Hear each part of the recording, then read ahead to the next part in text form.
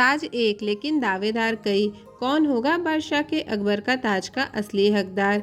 हो जाइए इस ताज को देखने के लिए तैयार, क्योंकि अब खुलेंगे ताज के राज। ताज डिवाइडेड बाय ब्लड ये वेब सीरीज 3 मार्च को ZEE5 पर रिलीज हो चुकी है।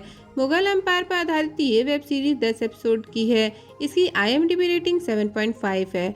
जैसा कि इसके नाम से समझ आता है कि ताज, जिसका मतलब प्यार का प्रतीक माना गया है, और सलीम अनारकली की प्रेम कहानी के चर्चे जमाने से चलते आ रहे हैं, जिस पर मूवी मुगले आजम तक बनी है। फिर डिवाइडेड बाय ब्लड मतलब अकबर के तीनों बेटों में से किसको बादशाहत मिलेगी। डिवाइडेड बाय ब्लड की शुरुआत युवा अकबर से होती है। कई जंग फतह करने के बाद उसके जीवन में सिर्फ एक ही कमी, और वो है वारिस की। 3 निकाह करने के बाद भी अकबर को कोई औलाद नहीं प्राप्त होती। वो शेख सलीम चिश्ती से मिलने जाता है और दुआ की अपील करता है। शेख सलीम चिश्ती का किरदार धर्मेंद्र ने निभाया है। 10 एपिसोड की इस सीरीज में धर्मेंद्र सिर्फ पहले एपिसोड में सिर्फ इसी किरदार के लिए हैं। 3 बेटे होने के बाद सल्तनत के बादशाह अकबर के जीवन की सबसे बड़ी समस्या यही रही है कि अपने 3 बेटों में से किसे अपना वारिस चुने।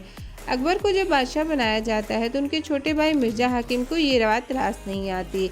इतिहास इस बात को न दोहराए, इसलिए अकबर फैसला करते हैं कि मुगलिया तख्त का वारिस उसकी काबिलियत देखकर चुना जाएगा, और सबसे पहले पैदा होना किसी इंसान को ताज पहनने का हकदार नहीं बना सकता। अकबर के इस फैसले के बाद तीनों बेटों के बीच इस बात की दावेदारी शुरू हो जाती है कि तख्त का असली वारिस कौन होगा। बड़ा बेटा सलीम हमेशा नशे में धुत हरम की कनीज के साथ अयाशी में डूबा रहता है। मंजिला बेटा मुराद बहादुर है, उसे लड़ाई के सारे तौर तरीके आते हैं, लेकिन उसके अंदर रहम नहीं है। सबसे छोटा बेटा दानियल 5 वक्त की नमाजी करता है और समलैंगिक है। अकबर के बारे में जितना आम लोग जानते हैं उससे ये सीरीज काफ़ी अलग है।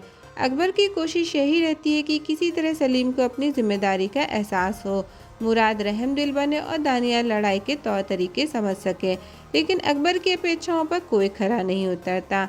इतिहास के पन्ने या कहें कि उस दौर की किंवदंतियों में सलीम और अनारकली की प्रेम कहानी की मिसाल दी जाती है। सीरीज के मुताबिक अकबर ने अनारकली को अपने हरम में 14 साल कैद करके रखा होता है।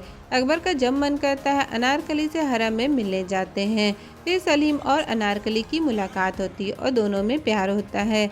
अकबर को दोनों के प्यार के बारे में जब पता चलता है तो सलीम सल्तनत से बेदखल हो जाता है और अनारकली से मिलने की मदद करने के जुर्म में दुर्जन सिंह को फांसी दी जाती है। शाह मुराद भी साजिश के तहत मारा जाता है। तमाम उठापटक के बाद अकबर को लगता है कि दानियल उसका वारिस बन सकता है, लेकिन तभी खुलासा होता है कि सलीम मरा नहीं बल्कि जिंदा है, यानी कि सीरीज का अगला हिस्सा भी आएगा। क्योंकि 1-2 एपिसोड को छोड़ दिया जाए तो हर एपिसोड रोमांचक है। कहानी जैसे जैसे आगे बढ़ती है सीरीज में दिलचस्पी बढ़ती जाती है। किरदारों को इस तरह से गढ़ा गया है कि हर कलाकार उसमें रम गया है। हालांकि इस वेब सीरीज को इससे ज़्यादा रोमांचक बनाया जा सकता था। कलाकारों के अभिनय की जहां तक बात है तो हर किसी ने औसत से बेहतर परफॉर्म किया है। सम्राट अकबर के किरदार में नसरुद्दीन शाह खटकते हैं, उम्र और फिटनेस उनके आड़े आ जाती है। अनारकली के किरदार में अदिति राव हैदरी बहुत सुंदर लगी हैं, लेकिन उनके किरदार को विस्तार दिया जाना चाहिए था। कुल मिलाकर ताज डिवाइडेड बाय ब्लड को औसत से बेहतर वेब सीरीज कहा जा सकता है। यदि आप मुगल इतिहास को जानने में दिलचस्पी रखते हैं तो इस वेब सीरीज को देख सकते हैं। वेब सीरीज के क्लाइमैक्स की बात की जाए तो पता चलता है कि दानियाल की मां अनारकली है। हमने सुना और पढ़ा है सलीम से प्यार करने की सज़ा अनारकली को जिंदा दीवार में चुनवा कर दी गई थी। उसके बाद क्या होता है ये किसी को नहीं पता, पर इस वेब सीरीज में दिखाया गया है कि अनारकली को जिंदा दीवार में चुनवा देने के बाद साजिश के तहत उसे वहां से आज़ाद कर दिया गया होता है, पर उसका खुद का बेटा दानियल उसे मार देता है।